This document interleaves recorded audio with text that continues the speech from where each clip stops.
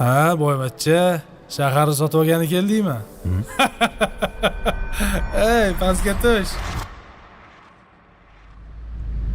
Qara. Hop. Shaharcha qalay chiqibdi? Ya zo'r chiqdi do'stim. Aha. Rosa havas qildim. Endi menga bir yordaming kerak, Baxtiyor. Xo'sh. Anavi Jamshidboy bor-ku. Aha. Shu bilan meni uchrashtirsang. O'zing yaxshi taniysan-ku? Taniyman endi men. Dadam shogird sifatida taniyman-da. Sen yonimda bo'lsang ishonchliroq bo'ladi. Men odamdan yordam so'ramoqchiman. Qanaqa yordam? 10 million kerak. Qarz. Qarz? Xullas, bir ish boshlamoqchiman. Qurilish biznesiga kirmoqchiman, do'stim. Shuni boshlashimga 10 million kerak. Boshlab olsam ishongin, bittada yorib chiqaman. Endi bir og'ayni bo'lib turib berasan-da. Yo, turishga turib beraveramiz.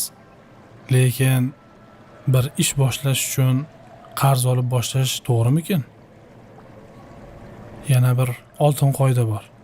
Birovdan 1 so'm so'rasang 1 so'mlik, 100 so'm so'rasang 100 so'mlik qadring to'kiladi. To'xta, bu meni gapim emas. Bu o'sha Jamshidboyni ham, meni ham, seni ham ustozing bo'lgan rahmatli dadangni gapi. Rahmatli dadang bir umr shu qoidaga amal qildi, qadri baland bo'lib yurdi. Otamni izidan yuraman desang, sabr qil, o'zing pul to'pla, keyin yangi biznes qil. Yo, qadr qimmat menga muhim emas desang ham yoningda turaman. Gap bo'lishi mumkin emas. Xullas, o'zing qaror qabul qil. Har ikki holatda men seni yoningda turaman. Faqat do'st bo'lganim uchun senga do'stlikcha maslahat beryapman.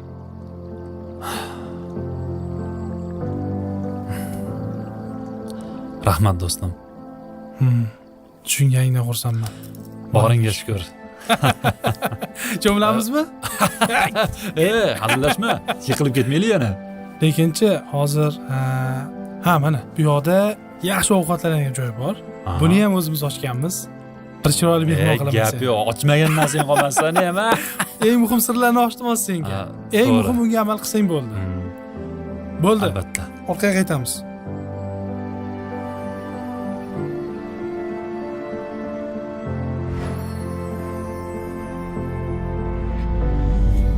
Mana shularning hammasini 1 so'm qarz olmasdan o'zimiz imkonimizga yarasha qurdik.